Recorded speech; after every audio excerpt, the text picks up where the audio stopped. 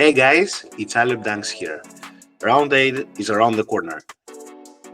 And here is the agenda for this week. As usual, we're going to talk about the credit bank, learnings from the previous double round week, our proposal for the coach of the week, our team trades, and the team formation for round 8. So let's get into it then. Credit bank. Wiley Bob continues to have great performances, a great double round week, 0.9 credit. So that's one of the ones we weren't expecting, that he will continue on that steady great performances. However, I think that he had some injury, so he's not going to be available for the next round. Then you have been, he had a great first half of the round when I think he scored 34 fantasy points, but then he got injured as well, so that's not an option either. And finally we have Hall. He had an amazing double round week. He increased his value about 0.8 credits, and he was very consistent, I would say. These were the players that increased mostly their values, but if we look at which players perform mostly in terms of fantasy points, I think some usuals there. So it was really Vezenkov, Mirotic, and Thompson, the top three, followed by Hayes Davis and Segelia with very nice performances, and close enough Napier. In terms of coach, there were many that had some good upside. Hebert was the highest, providing 30 fantasy points and 0.4 increase on credits. Still quite decent price, the 6.5 credits for the Bayer coach. Now, in the downside, we had Mike from Partizan. He didn't have a good double round week, so he didn't play a lot, but in the few minutes he stayed at the court, he was not positive. He wasn't really able to hit the shots. That's why you see that -1 there in terms of credit. And then Usapa 4, -1 credit. I think he's not really getting the playing time we would expect, after the amazing year he had last year. So it is a tough one. I think probably a player who will still not look as an option due to being really the third option at the center position for Barca. His role is more complementary to Willy and Vesely this year in Barca. And also Mike, as you said, he's coming back now from injury, so he needs some time, to adjust to the team as well, and then also to perform. Exactly. And then finally, we have Obst. Although Bayern, I think, did quite well this double round week, his output was negative. I mean, with pure scorers, snipers like Obst, one of the best, I think, in his craft. I could even go and say probably worldwide, one of the top quality players in what he does. So yeah, it was just a bad week, I think, for him. So you see he lost about 0.9. Perhaps with 6.6 credits appears to be a good option, if you are searching for someone very long credits as last piece in the puzzle of your team. And finally, Matteo. What can we say about Matteo? What can we say about Real? I think this is really a bad week for Real and Matteo. Two defeats, two difficult defeats. They lost Maccabi with a buzzer beater. Then I think they lost a bit easier versus Olympiacos. So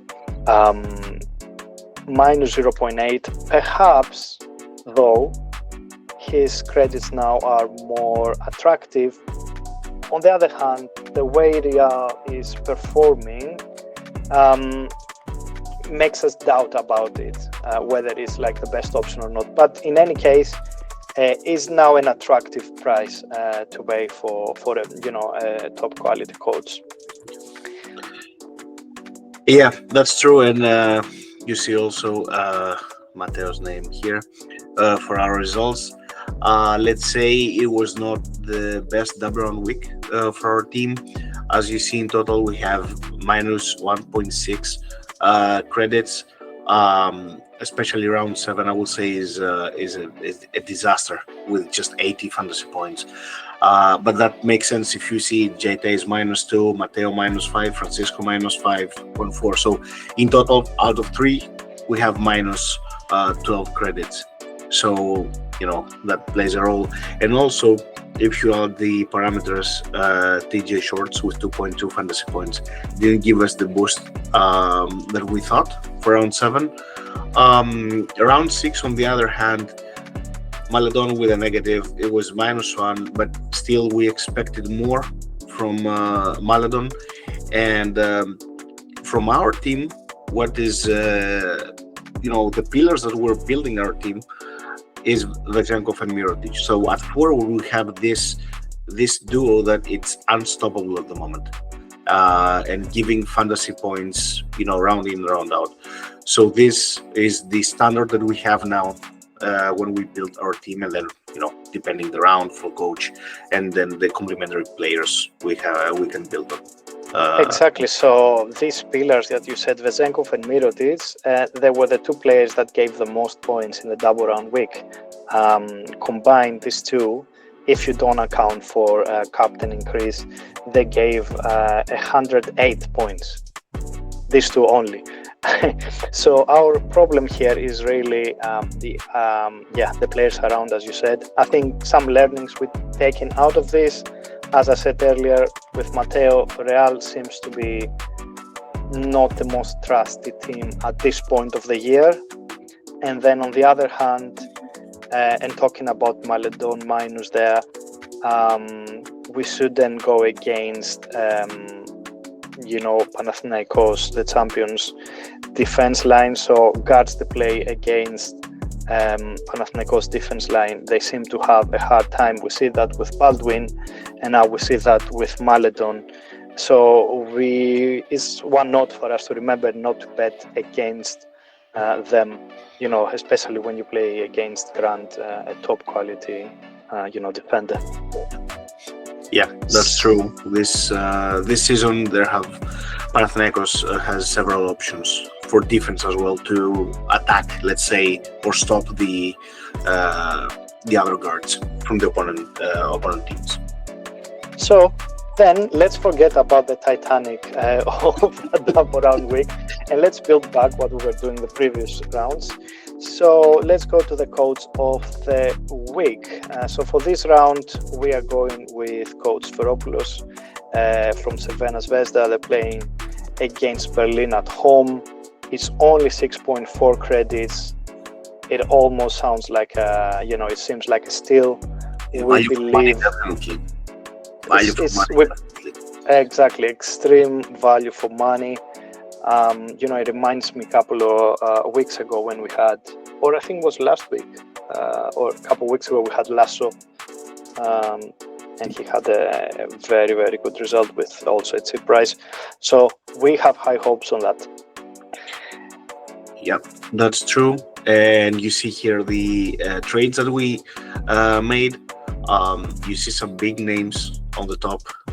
Sacco, Short, TJ Shorts, Francisco and Mateo are out. Francisco had the -5.4. TJ Shorts only 2.2 fantasy points, but we expect that he will come back this round versus Partizan at home. But still, we wanted to bring something big to the team. Sacco, he had +11.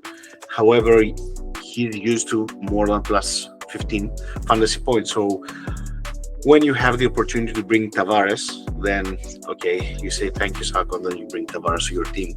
Because if you see, as Bill said, Real Madrid is not very consistent at the moment, but Tavares and Campazzo, they're both performing really well and giving fantasy points as well back to the team.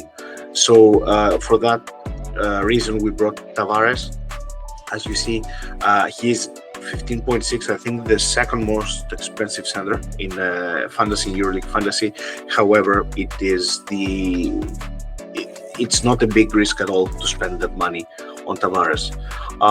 Then we're losing TJ Shorts and Francisco. For that reason, we brought Baldwin and Hermanson. Baldwin is coming from a big game. I think he had plus 23.1 fantasy points.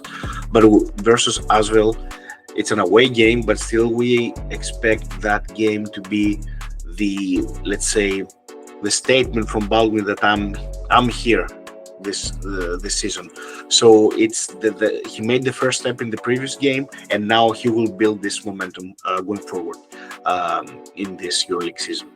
And also Hermanson, he is under 10 credits. I'm gonna say one of the best options that you can bring to your team, if not the best option, because under 10 credits you cannot find that many options, and also you get a guard that night in night out he can give plus 10 minimum fantasy points back to you.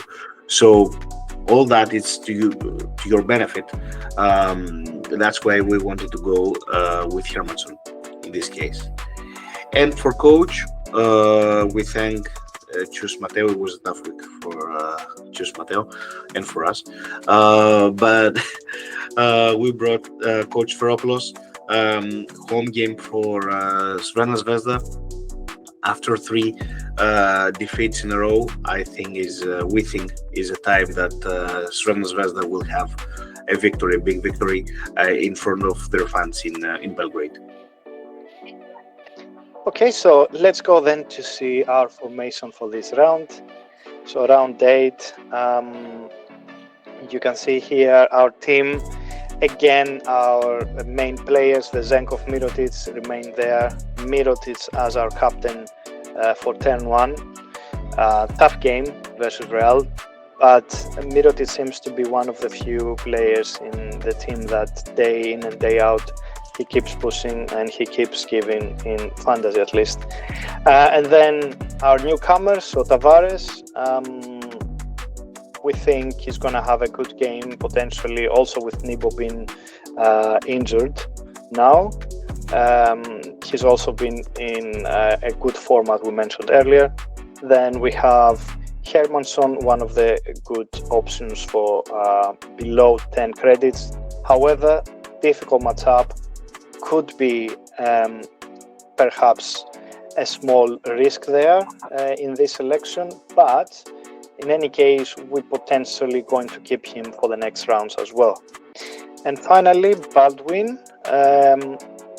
We mentioned earlier that he came back last week with a great result, and it's been actually 5 games in a row when he wasn't really performing, at least in terms of fantasy.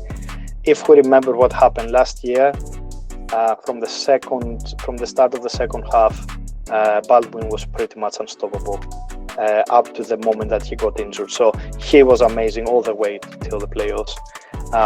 If Baldwin has a great game and we have back-to-back games, perhaps that says a lot about his confidence, and we hope that means Baldwin turned on. So again, small risk here as well. So we have the 3 top that we think is the most safe options, Tavares, Vezenkov, Mirotic, and a small risk on the bottom with Hermanson, Baldwin. Coach is Feropoulos. We talked earlier, he has a good matchup.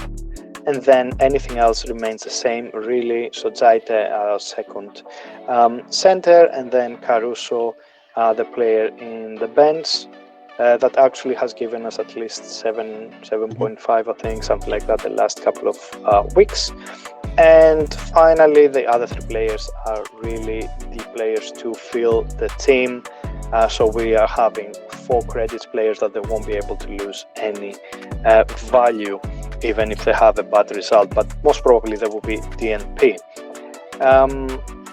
For the second round, of course, we will decide between Vezenkov and Baldwin for the captain. Most probably Vezenkov, but I think we still have a debate around that. And that's our team. Guys, give us a like, subscribe, leave your comment, what's your options, and yeah, we can also chat on X, and hope to see you with better results next week. Enjoy the round.